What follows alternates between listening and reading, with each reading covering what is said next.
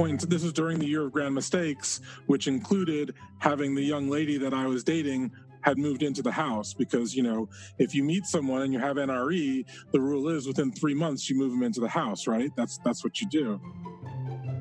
Welcome to Normalizing Non-Monogamy, the podcast where we interview incredible people from across the entire spectrum of non-monogamy to hear their fascinating stories. We strive to bring guests on the show who have a healthy approach to non-monogamy. However, it's important to remember that everyone does it a little bit differently, and the views and opinions expressed by our guests do not necessarily reflect our own. Additionally, we produce this show for entertainment purposes only. Please be aware that we aren't doctors or therapists. Consult a medical professional for anything regarding your health that you might learn about on the show. Enjoy! Welcome to episode 80. That's 80. Woohoo! We're almost to 100.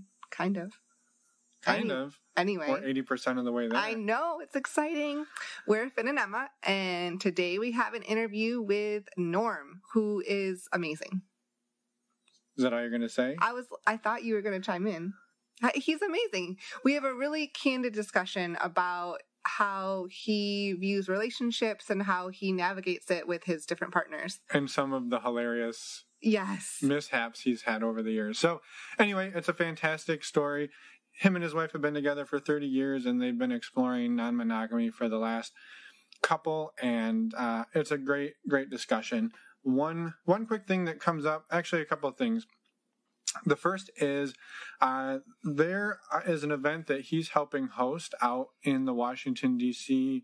area called Polyamory in the American Finance System, which is hosted by somebody that he met at, or that we met, I guess all of us met, Atlanta Poly Weekend. So there's going to be links in the show notes for all of the different things that Norm works on for supporting the poly community. But the specific event that we reference in this episode is on September 22nd, 2019. So mark your calendars, buy your plane tickets.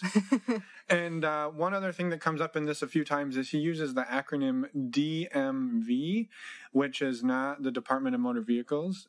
In this case, it stands for DC, Maryland, Virginia, specifically the greater DC metro area. Yeah. That's all we need to tell you. Yeah. And I think that's it for this episode right now. But tonight, we got something happening tonight. I know. Tonight, we have our second one of the Patreon Q&A with the two of us. Is at 9 p.m. Tonight on August 21st at 9 p.m. Eastern. So if you're listening to this a day late, well, we're sorry. You'll catch the next one. There will be another one in a month. So we're super excited about it. We can't wait to see everybody there tonight. We'll talk to you soon. Yeah, and if you're interested in joining and aren't part of our Patreon yet, go check it out. You can join the call tonight for just $2 a month. So. Yep, links in the show notes like everything else. All right, real quick. Couple other announcements. Yeah. You're excited about this one, but I'll do mine first. So we wanted to just quickly mention that if you've listened to the show before, you know that we are huge proponents of getting tested for STIs and knowing your status and communication. And making it easy to do. Yes. And cheap. Yes. Cheaper. So we have used and love the resource stdcheck.com, and you can find links to that on our website, and you can also get $10 off. And now this process makes it super simple. You go online, you sign up, you pay, and you select a LabCorp or other testing facility near you. You go and give a blood and urine sample, and then you get your results in a few days. Yeah, and real quick, if you've used this, and we know lots of you have, please go onto our website on the Contact Us page and leave us a little voicemail about your experience, because the more people that tell us their story, the more people are willing to go and do it, and the more people are getting tested and being willing to talk about it in the community. So it's just to make the community better. So Thank you for your help in advance. Yes, and if you use the links on our website, it does support the show. So thank you for that too. All right, so I have one last thing. It's not an advertisement for anything. Well, it is. I was like, yes, it is. But we're not getting paid for it. We're not associated with these people at all in any way, shape, or form. It's just something cool. This is something that every once in a while something happens, and it's important to tell people about the thing that happened. Yes. So we were at some friend's house a couple of weeks ago, and I don't like. Well, they were making drinks for people. Right? Yes. And I don't. And Finn is a little picky. I'm not picky. I don't like bourbon, and I don't like blueberries. Yeah, you're crazy. But anyway. Do you like bourbon? Yeah. No, you don't. Yes, anyway. I do. So anyway, this friend mixed up. They pulled out what is called Horballs drinking vinegar. That's HORBALLS drinking vinegar, and they literally just mixed vinegar and bourbon and some ice. And like again, I don't like blueberries and I don't like vinegar. Oh, I do like vinegar. I don't like bourbon. Anyway, the point is, it was blueberry lemon vinegar. Lemon blueberry. Blueberry lemon, I think. Oh, it doesn't matter. Anyway, it was delicious. So if you are looking to make fancy drinks but not have fancy drink skills, check this stuff out. I was like, this makes you have fancy drink skills. Yeah, but it makes you look fancier than you are. It even says, so their About Us page on their website is hilarious. And it's just really quick, 2 things I'm going to read from it because it's funny. So first of all, it says, Horballs is the completely necessary vanity project of 4 totally normal guys from Raleigh. Mm-hmm. Down lower, it says, we are scientists by day who optimize recipes for a living. By night, we drink. It's a pretty funny, their website is hilarious. Check out everything they've got. There's links in the show notes, and there's some links to their Amazon products. Yeah, and the Horballs is also known as shrubs, too, yeah, if you've heard that term. Shrubs. We don't know anything about it. We didn't, we learned. But they got 4 flavors. They all look delicious. Well, actually, none of them look delicious to me, but I liked the one that I didn't think looked delicious, so that's my sales pitch for something that we're not getting paid to sell. But the links will be on our show notes for this episode. I really envisioned that being shorter. You could go on a little bit about it. So now that you're all asleep, let's go talk to Norm. Yeah. Enjoy this interview, everyone. Welcome, Norm, to the non-normalizing. I was like, you almost messed up the name of our own podcast. Off to a good start here. We met you a couple of weeks back at the Atlanta Poly weekend and have been in touch since then. And so, yeah, excited to have you on. Thank you for being here. Yeah, great to be here. And thanks for following up too. So, I guess maybe what were you doing at Atlanta Poly weekend or what are you doing on our show? We have no idea. We don't know anything about you. Who are you? I'm a poly kinky guy. I was at Atlanta Poly weekend because I listen to a lot of podcasts on poly. And Michael Haig does Probably Poly. Mm-hmm. And he plugged APW on his show. And I was like, it's a conference about poly. Sure, I'll spend the weekend doing that. So that kind of got me there. I've been poly since June 2013 and have hit enough. So I practice non-hierarchical poly. So I'm endeavoring to have strong emotional connections with people. Some are romantic, some are sexual, and together we're growing a bigger family. And I work very hard in order to make sure that each relationship has its own autonomy. And I make a lot of mistakes. Because A, I'm kind of an asshole, and B, I'm programmed and grew up in monogamy, and so there's a lot of assumptions I have about how things are in a relationship, and it bleeds into not just the relationship that I started with, but all of my relationships. I find I'm like, oh, now that I'm just with this person, these things behave in a way that you would expect when you're in a monogamous relationship. But if you think about it, it's like, oh, I'm taking agency away from someone else when I'm doing this. I'm revealing something I shouldn't. So I do a lot of processing. And to do that, I listen to a lot of podcasts and I go to a lot of discussion groups, and we run some discussion groups so that I can get all of that stuff out there and try to deal with things in an ethical way. Yeah, mm-hmm. Awesome. Well, yeah. Maybe if you could back up and maybe give listeners a little bio of who is Norm, and then maybe we can get back and talk to, like, how did you get into this back in 2013? Oh, geez. So Norm grew up as an Orthodox Jew in Queens, New York. If you had asked him, he was probably going to be a rabbi and studied a lot of Judaic things, Old Testament stuff. And now I am very much not that.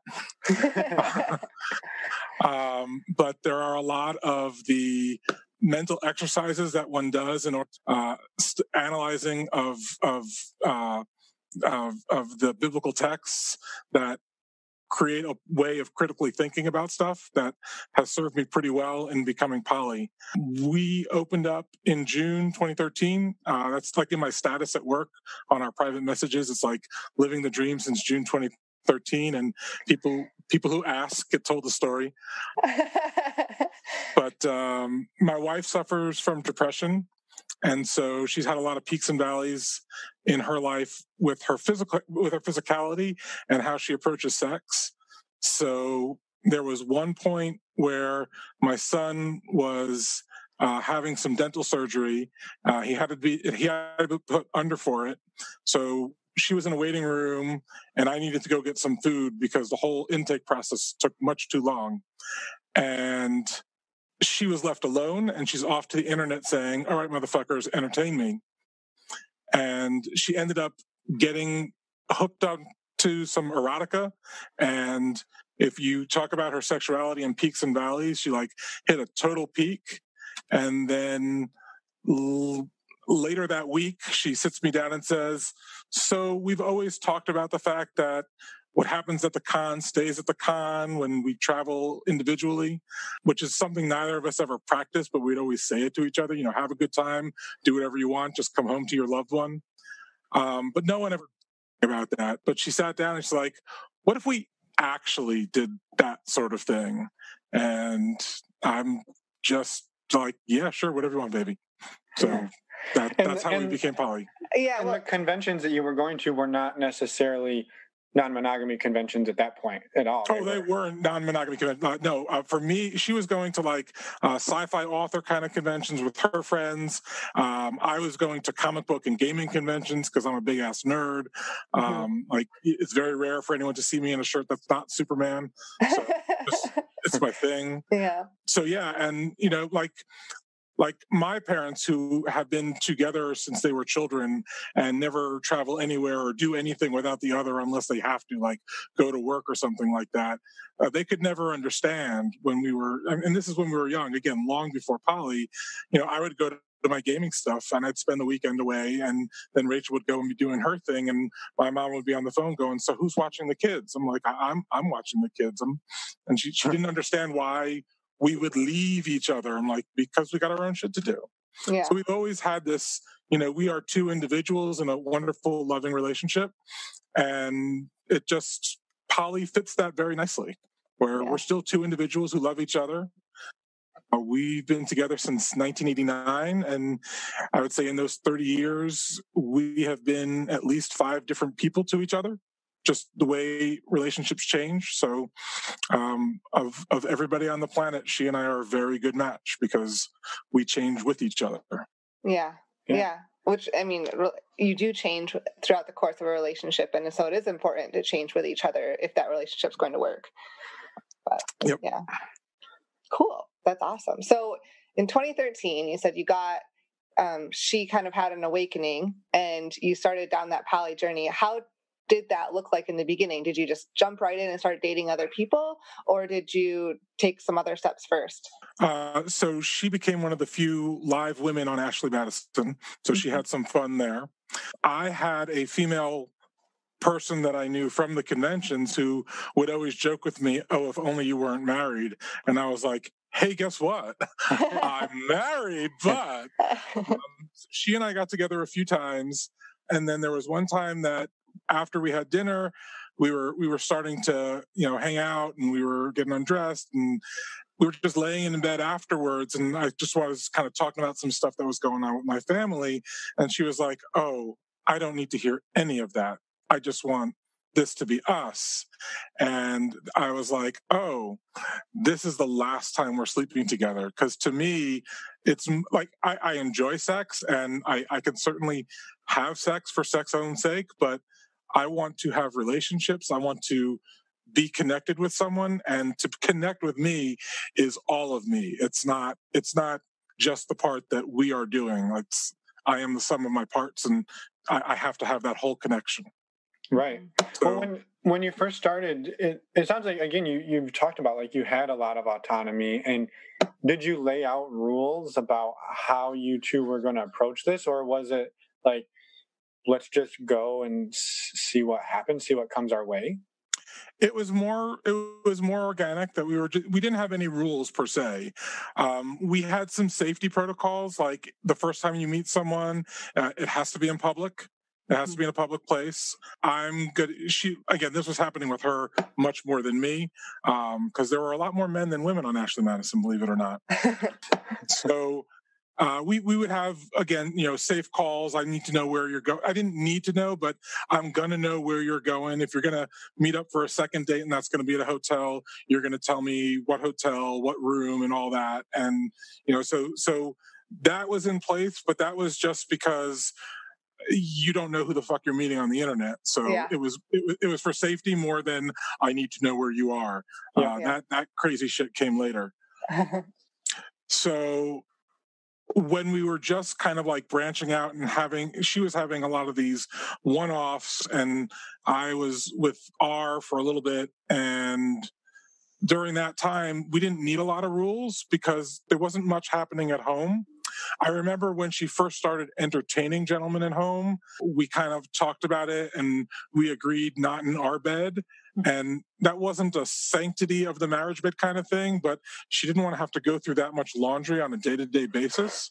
So it was more of a practical thing than the safety of our bed. When we started growing relationships, we ended up in this weird place where I can't remember having a conversation where it was a rule per se, but we always slept together in our bed. And if we had a partner who was going to sleep over that night, they had to be okay with also being in that bed. So California Kings are key in poly. And it would be in alternate gender order. So whoever had the partner, that person was going to be in the middle, and the partner and the spouse would be in the opposites. And we did that. And it worked fine. It led to some group activity fun, which was good for everybody. Yeah. But it was, reflecting on it, again, I can't remember it ever being discussed as we shall have this as our rule, but it is something that just kind of always happened. Right. Yeah. Have those rules shifted over the years? Oh, very much. Because like the first year of poly, it was what we call our year of grand mistakes. It was actually 14 months, and we opened in June 13. By August 14, everything fucking exploded. All the other relationships that we had were ended either by circumstance or by just, this has to end right now. The kindest thing Rachel ever did for me was she actually executed the breakup with the girl I was dating at that time, because I could not do it. Every time I had the conversation, I'd come back saying, no, everything's going to be better. And then like 3 days later, it's just starting up again with the fights. And it was a 2-week cycle over and over. And I was just miserable, and she cut that cord for me. She was very kind. But in August, things kind of came to a head, and those relationships that were really creating a lot of negative energy in the entire family, not just between the two of us, but with the kids and everything else, we kind of took this step back and tried to figure out, how are we actually going to approach this? I spent about 3 months not dating anybody else and just kind of considering, what did I want my poly family to look? Did I want my poly family? Is that really what I wanted? Yeah. And if it is what I wanted, what is that going to look like in a generic? Because what I didn't want to do is say, the perfect poly family will have 2 2 guys and 4 women. And like, I didn't want a prescribed structure for what it was going to be, but I did want to be able to have something that was descriptive that would say, you're going to have autonomy. People are going to be able to do what they're going to do with each other and have communication avenues to be able to talk about the things that they want to be able to talk about with each of their partners. So that kind of awakening for me was at the end of 2014. So by the time I got to that point in time, like around December 2014, is when things started going much better. Mm-hmm. When I was dating, it was more me dating than me dating. And by the way, I have this wife and she's part of the picture. I wasn't hiding the wife. She was part of the conversation. But I know that the people that I dated during the first year, even though Rachel wasn't there on the date, you had to get to know her through me and know that you were going to be good with that. And now when I meet people, I can talk about Rachel. Most of the people I meet have known Rachel through other means. So they know who I'm with, but it's not super, like, it's important to me that all of my partners are able to socialize with each other. It's important to me that I can socialize with my metamors and the met 2 mores and the met 3 mores and however far it goes. Like, we love hosting big dinners. We love putting the whole polycule together. And I don't want a situation where we're not going to invite this branch of the polycule because that branch of the polycule is going to be there and things never go well when they're together. Everyone's got to be able to be, polite and social. Yeah. That's probably a rule, but I have yet to meet someone who doesn't look at that and say, yes, that's reasonable. Yeah. Right. Yeah. For sure. So you guys sort of just jumped into it and without any rules. And that, like you said, it kind of blew up a year and a half later. And then you sort of tore it down to the foundation and built it back up. And did she change how she approached it as well? Because it sounds like you were both kind of like, you were looking for more relationships and maybe I read into it too easily, but it was, hers were more sexual based, or was that?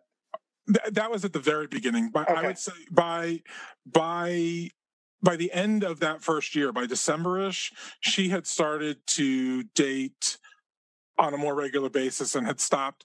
Like, we were having the conversations about the fact that, you're enabling people who are cheating. Are you okay with that? She's like, well, I'm not cheating. They're cheating. And you can get into the ethics of that. Yeah. And ultimately it came down to, are you ready to have the conversation with a woman who discovers who you are? Yeah. And I don't want to speak for her mind. I believe she was prepared for that conversation, but decided she didn't want to have to be ready for that conversation. Yeah. So that's kind of where she scaled back. She started going out with Squid, and Squid. It's interesting how many men she meets that assume that because we're open, she and I are done. And like, we're not connected to each other. We're just staying together for the kids or staying together for finances. She especially during that first year or so, she met a lot of guys who just assumed like that. And Squid was like that. Mm-hmm. My favorite part about Squid was I discovered that he and I take the same train in the morning to go into the city. So I never noticed him before, but I have a seat where I sit regularly, and he sits in the car before me. So I would walk right by, and I was like, holy shit, that's Squid. And I would just start sitting next to him and be like, hey, man, I just try to talk the whole way in. He was clearly uncomfortable, and it made me giddy as hell. That I had this connection with this guy. He didn't want anything to do with me on that train. I still see him very rarely now. I think he changed his schedule. Because of you. Whatever the reasons are, but he's not on my train as much as before. Yeah. That's funny. So yeah. Then she was starting to date for relationships. Again, I say this without judgment. Some of her criteria was, oh, look, he has a cool motorcycle, and she would date that guy because he had a cool motorcycle. So she was having a lot of fun, but it was less casual within a few months of being Yeah. No, we won't We won't drill you about her. We'll get her on here and let her fend for herself someday. Yeah. So, no, well, yeah, I appreciate that. So after you said like the year and a half of grand mistakes, and then you kind of took a break and you started back into it. So then I guess how you said your rules have changed. How have you, I guess, figured out, what does your relationships look like now, and how did you kind of get there? So a lot of that was doing reading between, I'd say, I did some reading in July of 2014 when we had I had a particularly bad day. That's when I started reading more than two. And when I got through the jealousy chapter, I snapped my fingers and said, okay, this is what I can do. And I'm not great with reading nonfiction. So one of the things that we've done is we started a book club, and that forces me to read the books because I want to read the books. I just hate doing it. So with a discussion group, it motivates me because I love doing discussion groups. So we've been doing that. So things like More Than Two and reading The Game Changer in particular really spoke to me. And reading The Game Changer is where I pointed to one of the scenes in the book where one of Franklin Veau's partners turns to him and says, I won't say I love you because it's not safe to say I love you because of all the hierarchy in your life. And I'm like, Ray, we can't have that. We can't let people not have that kind of feelings. And so from there, it became almost a quest for when we do our relationships, how do we avoid hierarchy? And it's been a steady progression. I mean, that was 2014. So it's 5 years later. And at this point in our lives, Rachel and I have separate bedrooms, not because we are distant from one another, but because it makes our ability to entertain our partners require no one get discombobulated. I don't need to in fact, we get discombobulated. One of us gets discombobulated when we have our date nights because one of us is going to take clothes and contact lenses and toothbrushes from one room to the other room. Like, we get inconvenienced when we're together, but we have our separate spaces so that partners can have autonomy. I can decide how the drawers in the dressers in my room get used. So if Green Eyes need space, I decide what my dressers get used for. If one of Rachel's partners needs space, then she could figure out what in her bedroom can go to that space. Yeah. So I'm curious then, I mean, clearly there's been some massive changes in your relationship, right? Physically speaking, right? You have two separate bedrooms now. Have you seen other things change in your relationship, whether it was for the better or for the worse, since you've made these shifts into the non-hierarchical approach? Like, have you seen like things get better between the two of you that you weren't expecting or unexpected? Yeah, well, I'm much less of an asshole these days. Before I was poly, I would regularly my job reviews regularly would need to address my anger issues, because before I was poly, I did not really understand how to manage my emotions. And I just would react. If I got upset with someone, I would react. And that could have been a coworker, that could have been my kids, that could have been my wife. It didn't matter. If I had a feeling and it was a strong feeling, well, that must be truth, that must be reality. So whatever I'm doing in response to that, it's not my fault. I'm just responding to reality. And Polly has taught me that that's no way to behave. So I'm much like, even now, when I'm on the phone with a telemarketer, my son still gets triggered just because I'm on the phone with a telemarketer or an operator. Like, if I'm dealing with someone who's a random stranger on the phone and I'm having a perfectly normal conversation, even if I'm not getting what I want, so I'm using guiding language to say, well, is this what you mean? Or is that what you mean? Like, I want precision for where is my damn package? He still gets triggered that is the old me. That's me. I'm about to lose my shit and get angry, and he's going to want to run and hide. But that's something that I know that I've grown. I mean, like I said, I don't really like reading nonfiction, but I have read a lot about nonviolent communication, active listening. I could throw out buzzwords all freaking day, but I know a lot of that stuff now, and I know the right way to behave. So that's something really positive that's happened for me out of poly, and it has bled into other areas. I haven't had an anger issue at work in at least 4 or 5 years because, well, first of all, at work don't matter. I'm building a family, so the work is just funding what I got to do anyway. Yeah. And in terms of negatives, I think for Rachel and I in particular, there's been, I wouldn't say it's negatives, but it's been growing pains because here we've spent 20 odd years as one where, we were just, no question that this is ours, and getting to a point where it's like, okay, we need to not treat this as ours, or that's going to overlap into her relationship with someone else or my relationship. And so just getting that extricating has been a painful experience. There have been a lot of times where I have felt loss because my partner wasn't going to be there, and I needed to be okay with that because it was her time to not be there. Yeah. Well, I guess how do you make time to foster the relationship with your wife now? I know you have separate bedrooms, and you try to treat all relationships the same. So what effort do you make to, I guess, with your wife, but also with your other partners? How do you balance all of that with, busy schedules? I just want to correct something. I can't treat all relationships the same. Yeah. My relationship with Rachel is 30 years old. There's no way that that's ever going to be the same as something that's only 5 years old, that's only 2 years old. I try to have each relationship have its own autonomy to be what it is. Yes. And Thank the way so the way I manage that is we use a calendar. We have a group calendar, and my time, which is always my time, and her time is her time, and Green Eyes' time is Green Eyes' time, and my partner's and Rachel's boyfriend M, his time is his time. All of these times are listed on one calendar together. So I can always go to the calendar and know if I'm free or if I'm not free.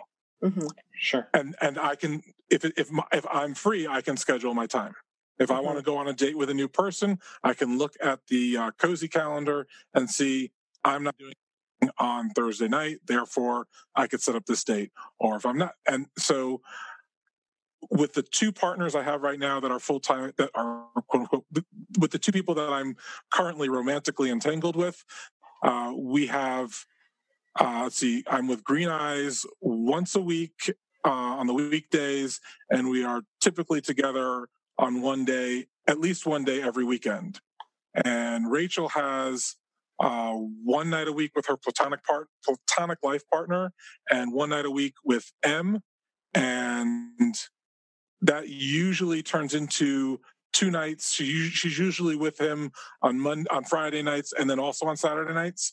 But that Saturday night is not set. If I wanted that Saturday night, if I had something available, if there isn't something specific on the calendar, I would reach out to her and say, "Hey, can we do this thing?" Or she would reach out to me and say, "Can we do this thing?" Right. So it's just running your calendar and looking at it. Yeah. Well, and I think something you touched on there was important about when people hear non-hierarchical, and that the assumption is immediately that every relationship is on an equal playing field. And I think it is in the sense that you give them the freedom to do that, but that not necessarily every relationship is, again, like you said, it's not going to be an equal relationship just because you have so much history with one person. And, if you start dating someone new this week, that person isn't automatically equal to your wife of 30 years. Or the person that, or with Green Eyes, with whom I've been together with for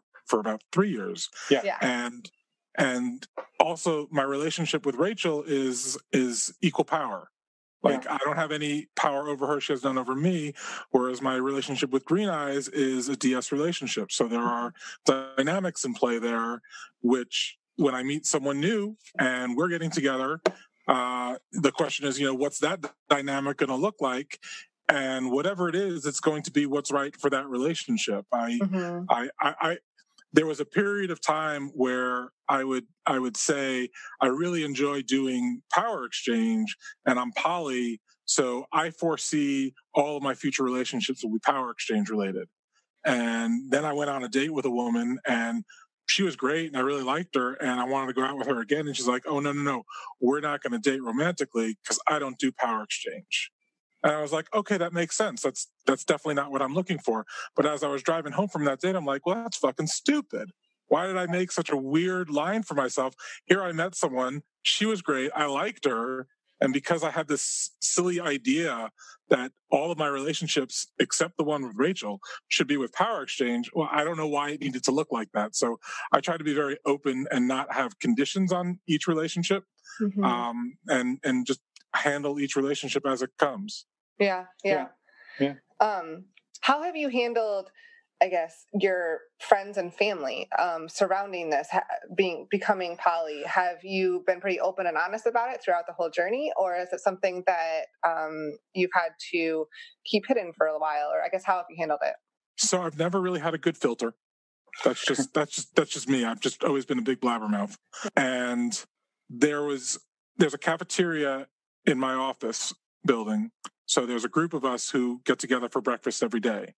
So literally within 48 hours of Rachel suggesting that we start having sex with other people, I went into work the next day and say, you guys will not believe what Rachel's idea was this weekend. And so as a result, I've always been at least partially open about poly, because it's always been, Monday morning has been story time to hear what crazy fucking shit Norman has hit, because we went from being open, and within a few months after that, we discovered kink, which is, by the way, all those letters in Penthouse, maybe those were actually happening. I can't dismiss it anymore, because I found this building where you go in and people are getting whipped and they're fucking, and it's this whole magic kingdom of teenage sexuality. And so my friends have been on that journey, and they are all vanilla and monogamous, and there are certain points in the story where they'll put up their hand that's they've hit their limit on what they can know. But I've always been open. I've always been out. So with my parents were going to come for a visit. And at that point, this was during the year of grand mistakes, which included having the young lady that I was dating had moved into the house, because, if you meet someone and you have NRE, the rule is within 3 months you move them into the house, right? That's what you do. That's our rule too. Of course. So she was living here, and we were down in Florida visiting my parents, and we had also recently purchased a dog. Well, we adopted a dog. Adopt dog, save a life. Yeah.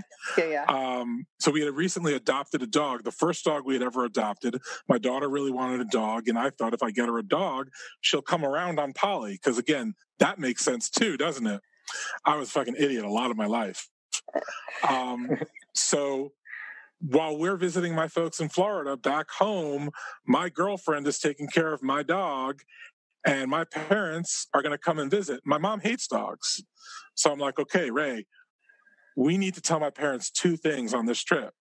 We need to tell them we got a dog, and we need to tell them about my girlfriend living in the house. And so we had told my parents that we needed to talk to them when we were down there. We get to Florida, and my sister is there in the house, and we figure, okay, fine. And we start telling my mom and my dad about the dog. And my mom loses her shit. She is like, why would you do that? Let me see a picture. Oh my God, he's huge. Is that a Rottweiler? Why would you have such a dangerous dog? Like, we had to spend a half hour, 40 minutes talking about what was going on with the dog, why we had a dog, justifying the dog, explaining the dog. And eventually the question became, well, who's taking care of the dog now? Yeah. And I didn't want to have the conversation with my sister right there. So I said, we'll talk about that later. And so we were going to dinner one night, and it's just the 4 of us in the car, my parents and me and Ray. And we're like, okay, so the the story is this. And we tell them about the fact that there's a girlfriend living there and that we're having an open marriage and that we're having these relationships. And one of them has been doing really well, was doing really well and was living with us. And they kind of like paused and they're quiet. They had a couple of questions, but I looked at my watch. After 10 minutes, they were done. And I'm like, it took them 4 times longer to get their head around the dog than us having a girl who lived in our house in my bedroom. Yeah. Like, that, to me, that was very typical of my parents, just getting caught on the wrong things. Yeah. And so the number one takeaway is, if you're going to tell your family, first, get a dog. Well, generally with bad news, what you want to do is you got to figure out what the bad news is. You got to somehow generate bad news that isn't as bad as that, and that way you can kind of lead into it. Yeah. Or bad news that's worse than that. So when you you tell them the real bad shit, and then you're like, well, hey, but don't worry, we also are living with my new partner. So since then, have they had more questions over the years, or not many? They had a few questions when we came out to them in 2014. And since then, let's just say we've grown more distant. Yeah. In 2015 or 2016 or so, I'm trying to remember when it was. A couple of years ago, we were having a discussion group in January about what does one do for Valentine's Day when one's poly. So, hierarchical people do it their way and non-hierarchical people are doing what they can to juggle. And I just had a sudden vision, which is that Valentine's Day is not a day in which families do things together. Like, you never hear about having a big, biological family get together for Valentine's Day. Yeah, and in fact, when you think about it, a lot of people's parents don't do squat for Valentine's Day.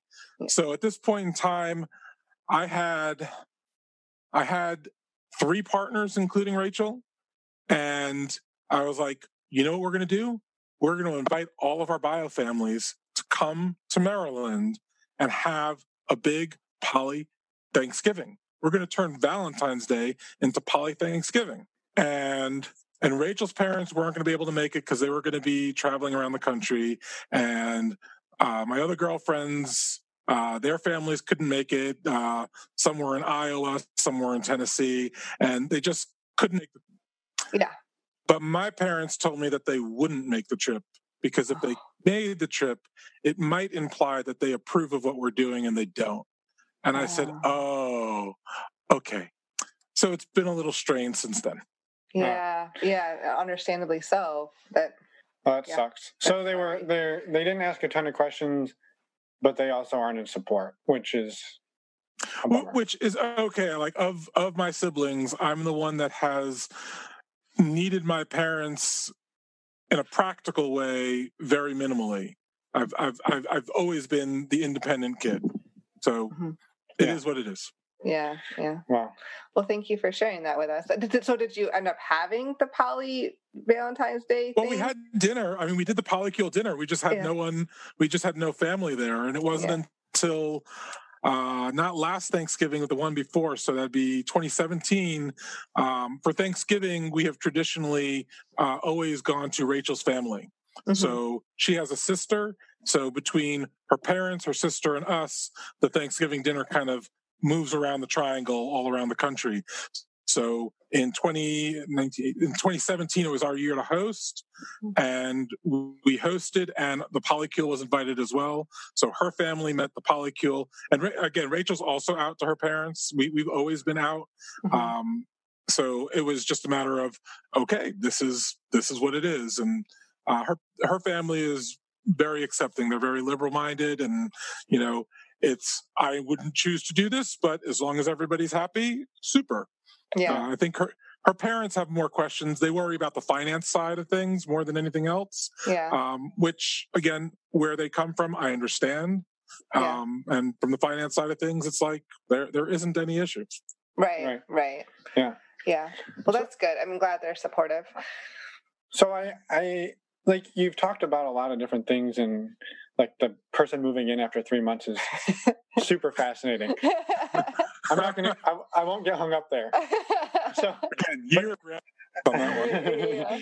But it sounds like, everything you've talked about, there's been a lot of challenges, and I think that's to be expected, right? Relationships can be challenging. Mm-hmm. Ours isn't, but I've heard other people's are. It's kind of ironic to say that.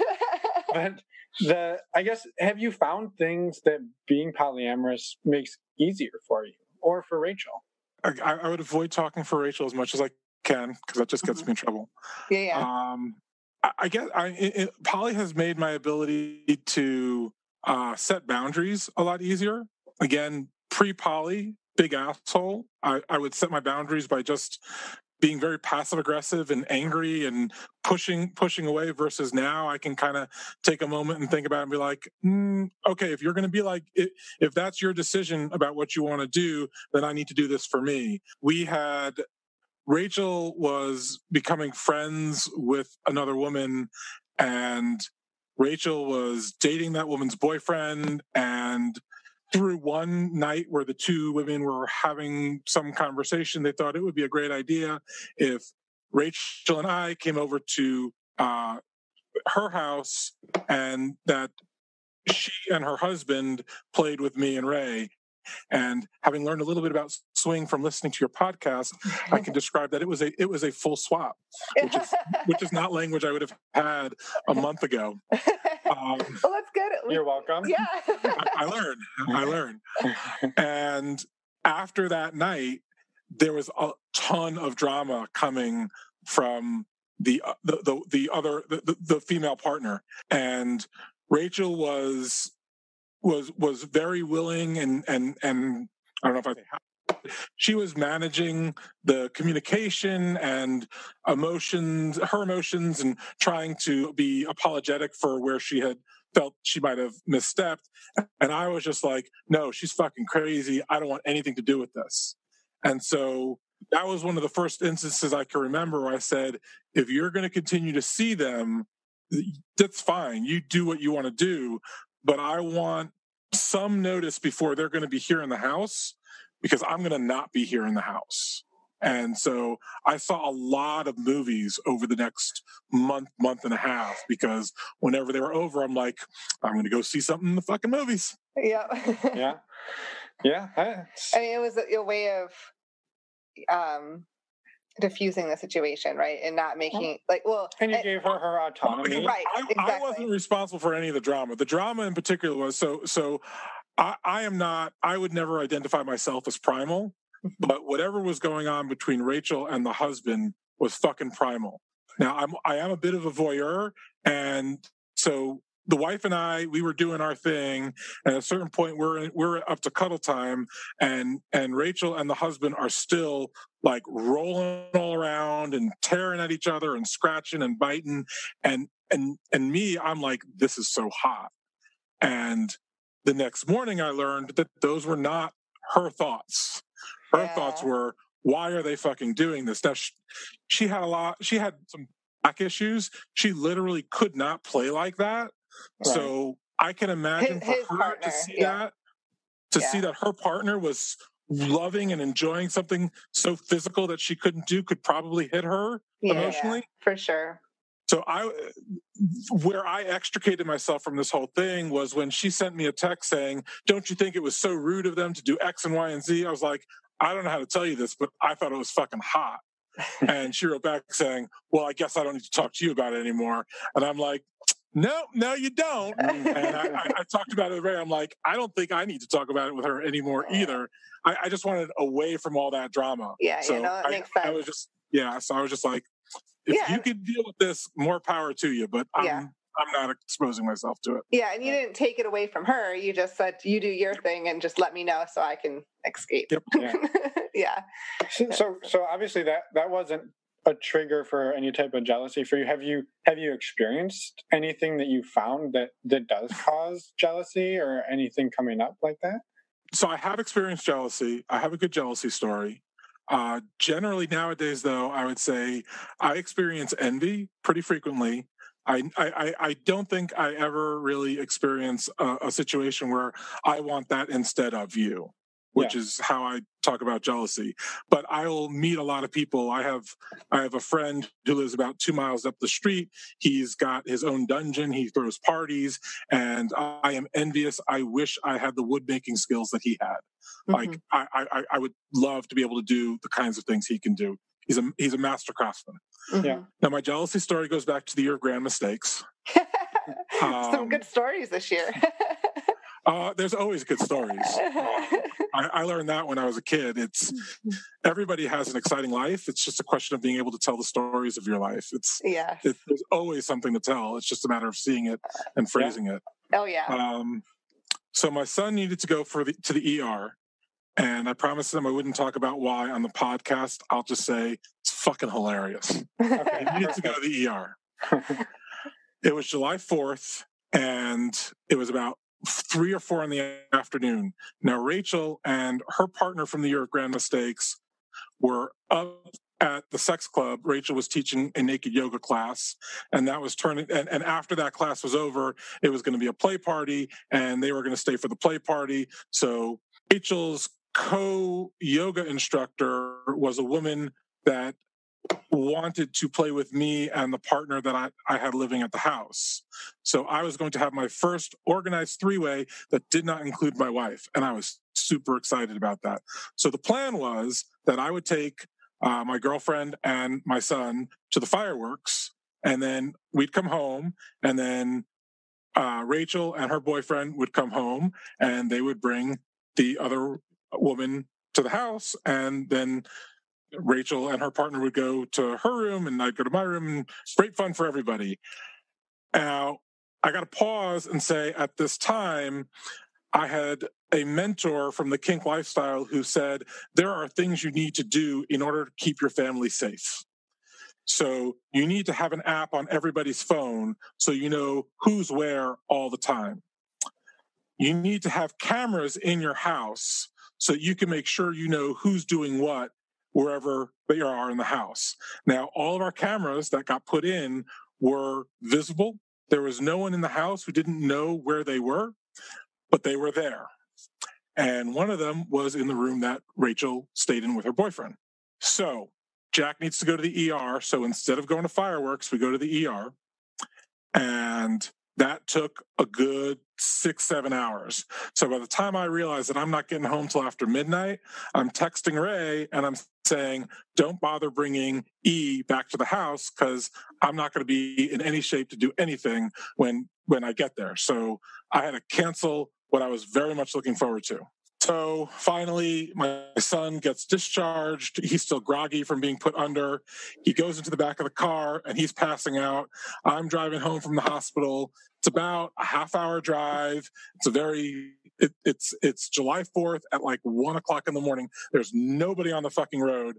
So as I'm driving, I take my phone and I put it on the dashboard and I just call up the camera app just so I can make sure that, girlfriend up to what's going on in the house. And there on the camera in the room that my wife's in is her and her partner and a young lady that they picked up at the club. And to see that 3-way happening in my house when I wasn't going to get the 3-way that I had planned, that completely overwhelmed me. Yeah. And I was fuming when I got home, which of course Rachel had no idea because she was downstairs having a great time. Yeah. My girlfriend didn't know because when she asked me what was going on, I just basically told her to go the fuck back to sleep and I didn't want to talk about it. And I probably spent the next 2.5 hours pacing around the bedroom, practicing how I was going to tell Rachel how unacceptable this was, what bullshit all of this was, what an asshole her boyfriend was, and that this poly experiment was just fucking done. And that was the hardest night for me to get through because I was just so certain that this was not working. And it took hours of me talking to myself to where I got to a point where I was like, you're just being a big fat baby because you didn't get what you wanted. And that what you wanted the fact that you wanted it and didn't get it, it wasn't your fault. It wasn't Rachel's fault. You could probably point your finger at your son and say it's his fault for what he did that led to him having to go to the ER. But he's just a kid. What the fuck does he know? Yeah. So I ultimately talked myself down off the ledge that I had to accept that what's not mine to control is not mine to control. And after that is when I started reading Franklin Veaux and Eve Rickards, More Than Two. And I think around chapter 7 or 8 is their jealousy chapter. That spoke to me very much. It hit all of the same marks that I had. So I felt much better after that chapter. And since the rest of the book was very, very thick, I put it down because I was done reading. And it wasn't until a couple of years later that I was like, okay, I really need to read the whole book. And I have read it all now. That's why we started book club, was so that I would read More Than Two. But that was jealousy for you. I can still remember how fiery I felt inside, how out of control I felt, and certain that in order to take control, I had to basically burn down everything that we had just put together. Yeah, right. I mean, that's what jealousy is, right? That you just described a very normal feeling, I think. Well, and how did you work through it that night? Or did you just sleep it off and kind of cool down on your own? Oh, no, I didn't sleep at all. I raged the whole night. I basically prepared my arguments for how I was going to address this with Rachel. And there would be holes in the argument because it wasn't what I wanted, because I didn't really want this. So every time my wife is very smart and very educated. So if I need to change her mind, I cannot go into that conversation unprepared. I'm a quick thinker and I'm pretty smart too. She's smarter than me and she's got a sharper tongue than me. So I have to go into a contentious conversation ready to have it, especially back then, because back then we didn't have some of the communications that we've picked up since then.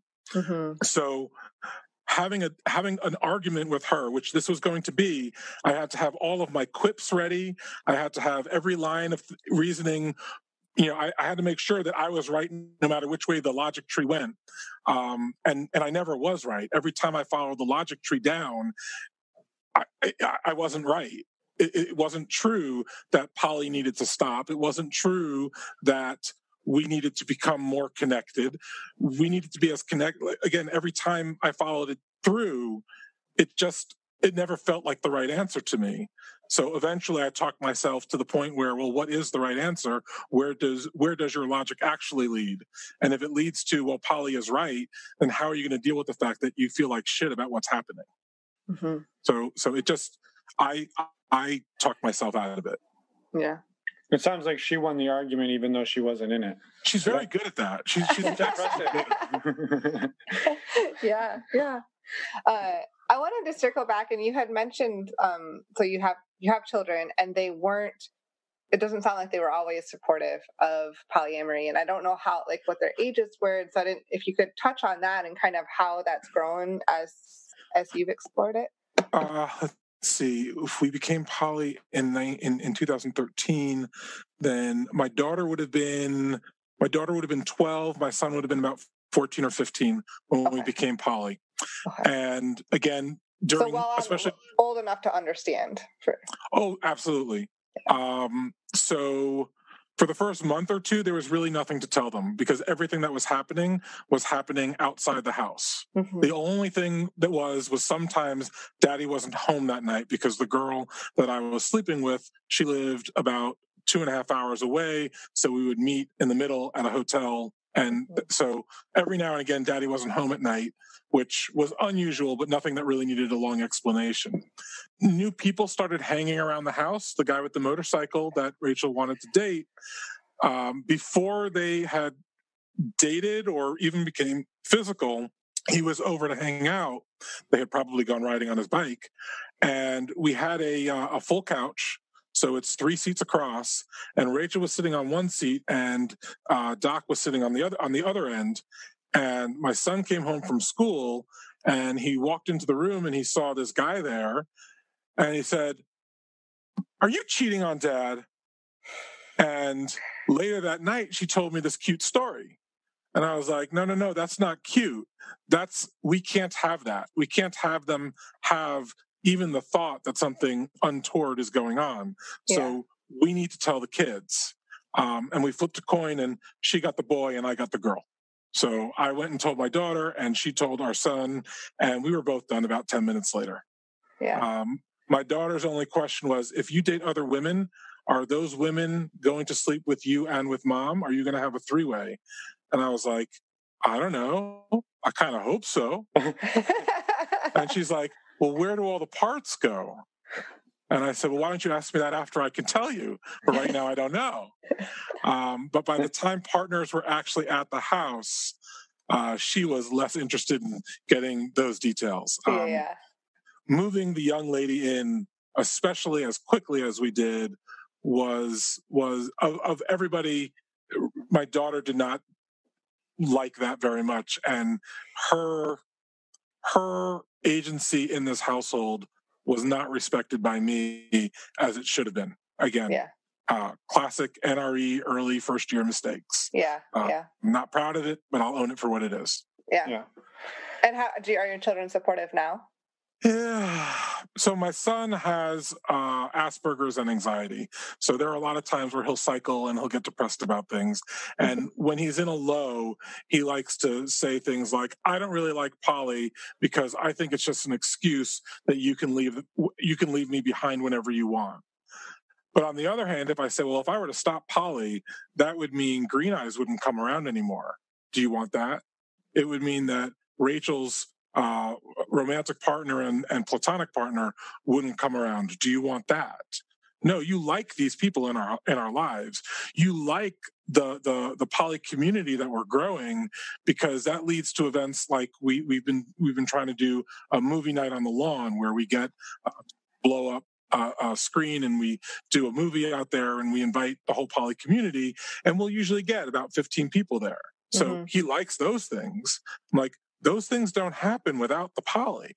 Like otherwise, it's just us, and you don't like us that much, so you want those other people. So he's officially against it, but none of his actions actually lead you to that conclusion. Other than sabotaging your threesomes on the 4th of July. To be fair, he was trying to get his own happy on that day. So. Well, we've all been there. Anyway, whew. Yeah. Well played. Well, I mean, yeah, Well, I guess now, so you kind of answered, we've kind of covered the whole span of time. You alluded to the fact that you have multiple partners now and, separate bedrooms and everything. We know that you hold a bunch of different meetups and different groups, and I wanted you to be able to have a chance to talk about those and what's going on. So shortly after we hit our explosion in 2014, in an effort to learn more about poly, we looked for other poly groups. Rachel went to Meetup and she found a place, I would say nearby, about 45 minutes away. They met on Monday nights, and their discussion group would run till about 10:30 at night. Now I get up at 4 a.m. to go to work, which is an obscene hour, but I'm used to it. And I cannot stay out till 10:30 at night on a Monday night and get to work the next day. It's just impossible. So we went twice, and after the second time, I'm like, baby, we cannot do this anymore. I just physically can't. So she said, okay, well, what if we held one at our house? We were able to schedule that to be on a Thursday night where I had the Friday off.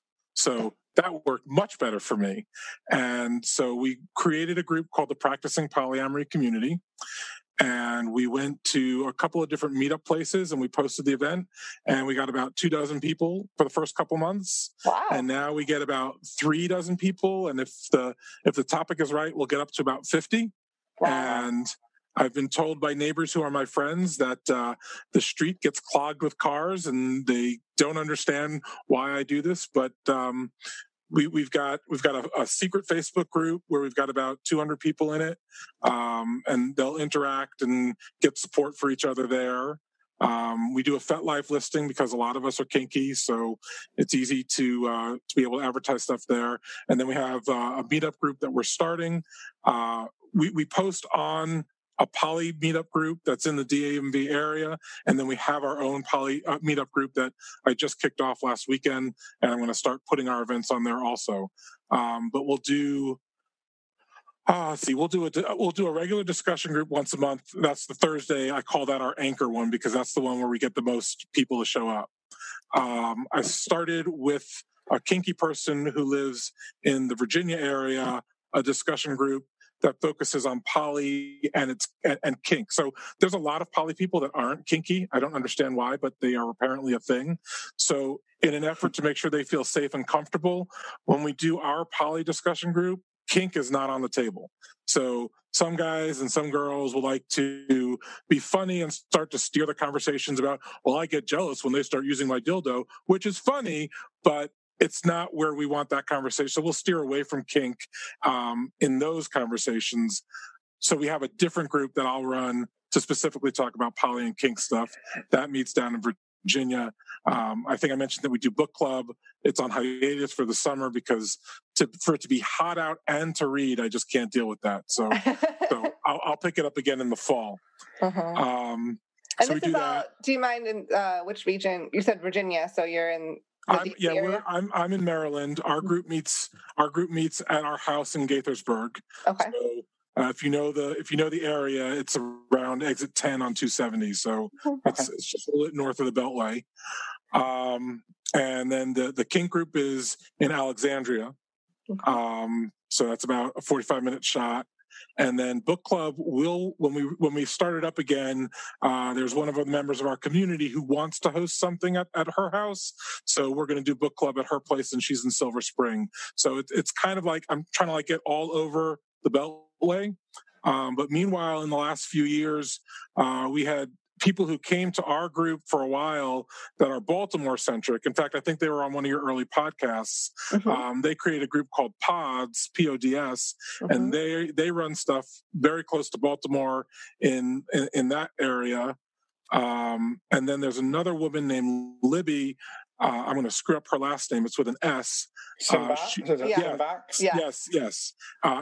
APW also, so you probably met her. We met her.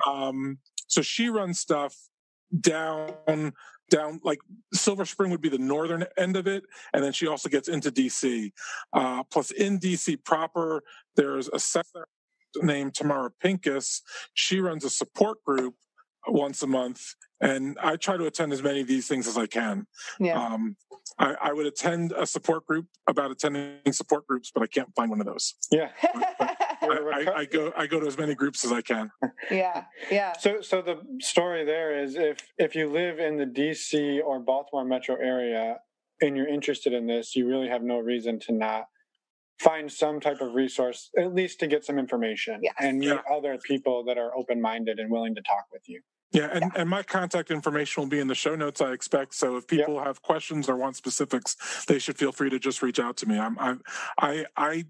I have a card that I give out, especially to new people at discussion groups, saying if you just need someone to talk to, I've been through so much of the shit of getting myself right for poly that I find myself, I like to think that I'm a good listener and I can give good suggestions on how to get your mental energy right.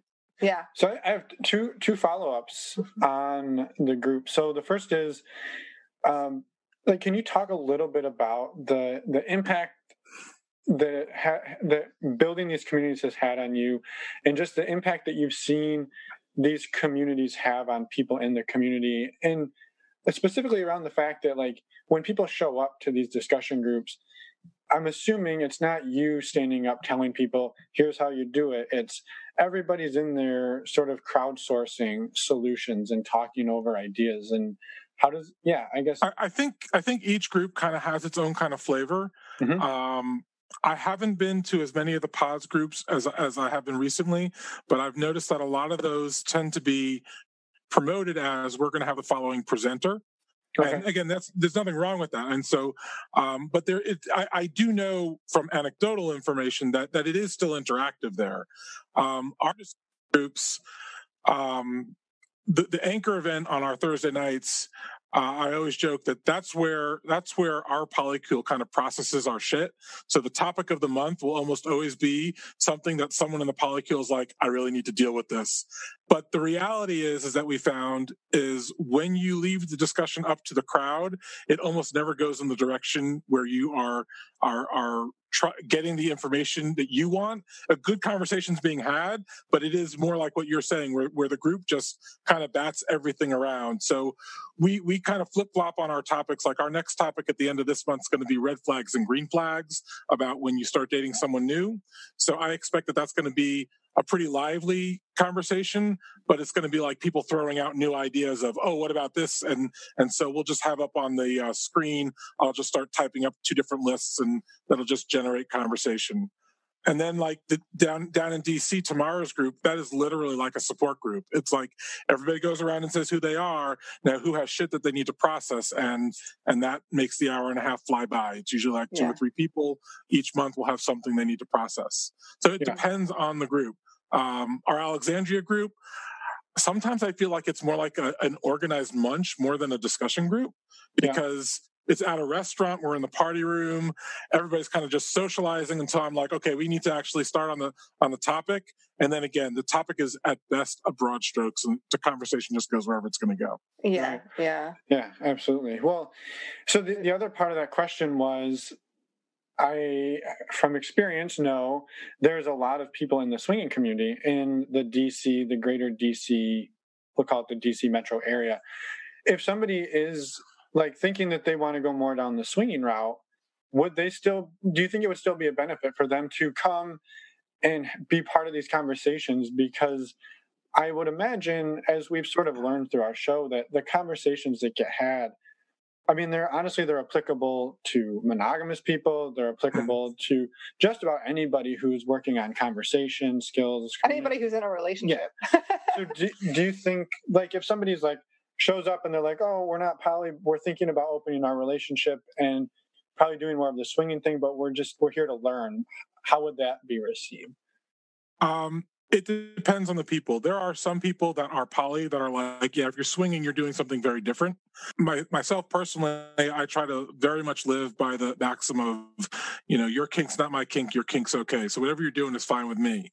I do think that the things that we talk about are very applicable to the people who do swing, particularly because if you listen to the Normalizing Non-Monogamy podcast, you will learn that swingers often go through a lot of the emotional upheavals that poly people go through. Now, poly people are going through it almost by design, right? I'm going into a relationship where I'm going to get emotions, and if that's the formula, then the people I'm connected to emotionally are going to have reactions to that. Mm-hmm. So in poly, like I said, it's by design. In swing, it's almost not by design. In swing, it's like we're going to go and have sex and no emotions, so it's all good, right? And then ultimately, emotions happen because we're people and we're not sociopaths. So those emotions do happen. So I do think it's useful for them to come. I think it's important that if people are at a discussion group and they feel they are being judged, they should voice it and they should express that they shouldn't be judged. Because I've hit that. I've had situations where people came to our regular Thursday night group, and they're trying to process the fact that they are open. Their partner knows that they're sleeping with someone else, but the person that they're sleeping with has someone at home who doesn't know about her. Mm-hmm. And she knows that he's cheating. And is she still poly? Mm-hmm. And I have seen the room turn on people like that and be like, you're helping a cheater and all. And ultimately, I'm like, first of all, that's not helpful, because clearly she's going to do what she's doing. She's not going into this blind. She's looking for support. So our job in these conversations should be to support her. You can indicate it's not what I would do. You can indicate that you can't trust him to not lie to you because he's clearly proving that he can lie to a loved one. Like, you can have all those conversations and help that person be supported without them feeling judged. So we work very, very hard to monitor the crowd and to cut off judgments like that. Because it's not right. It's not why we're here. Right. Yeah. No, that's awesome. That's awesome. Wonderful. Yeah.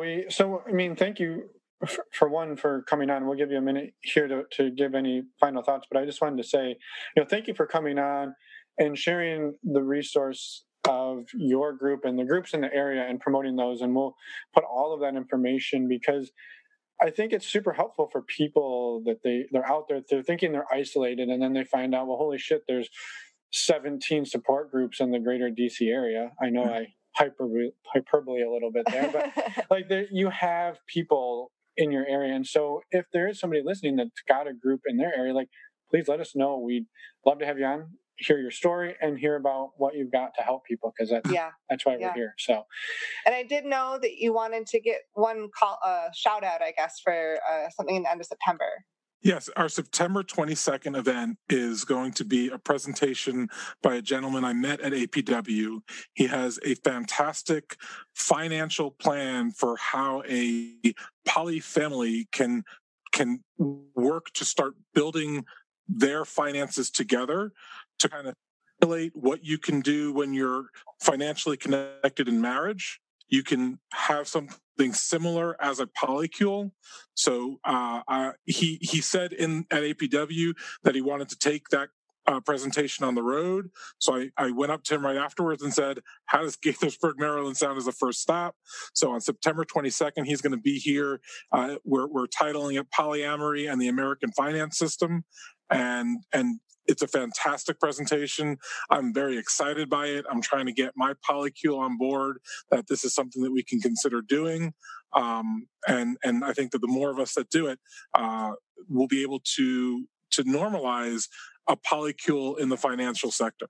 Yeah. Very cool. Awesome. Well, we'll definitely put that information in the show notes as well, and your contact information. Was there anything else that we may have missed that you wanted to get out there? Well, also throw in the disclaimer, sorry to cut you off. Yeah. Your story is super fascinating, and I would I know. Oh, there's a whole many more questions. So we could talk for 6 hours, but we know you got to get up for work in 3. So I'm just disappointed you didn't ask the blooper question. Well, let's do it then. Yeah. Let's do the blooper. I thought you shared enough humiliating stuff, but let's do some more. I saved one because it was the best blooper I could think of. Then let's do it. Please share it. Okay, so it's December. It's coming up on New Year's Eve. We're going to have a New Year's Eve party. I have been dating Green Eyes for about a month, and one of the people that I was dating just did not want to face that that this new person was coming into the picture. And she had asked to be cordoned off from anything related to Green Eyes.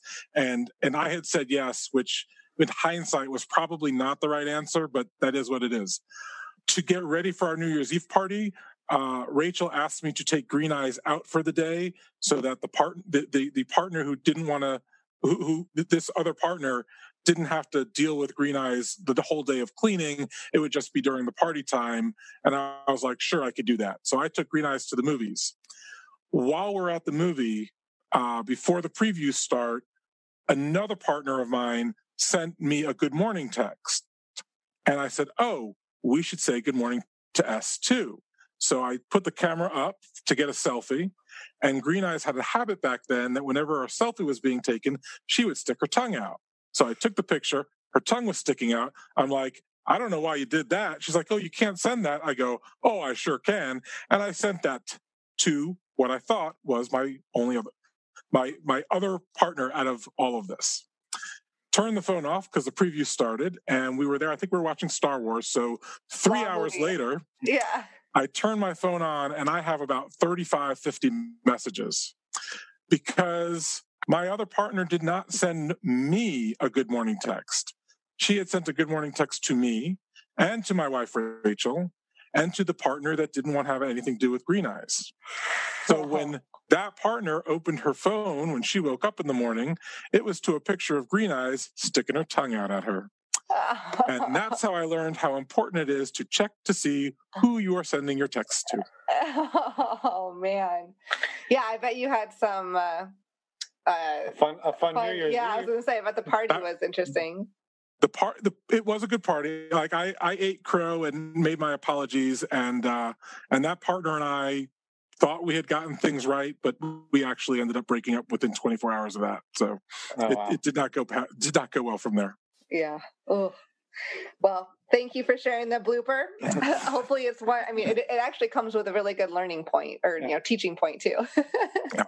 So anything else? Yeah. Any final words of wisdom for the listeners out there? Just maintain autonomy. Yeah. Know what your agency's about, and don't have illusions as to where it isn't. Like, you don't own other people. You can't tell them what to do. You could tell them what you need, and they can choose to meet those needs or not. But like the lies that monogamous people tell each other about what their relationships are, people in poly do it too. Mm-hmm. People in poly think that because we're partners, that means I get to say X and Y and Z, even though we're poly. I know we have like it. So you just got to know that that's not reality. Mm-hmm.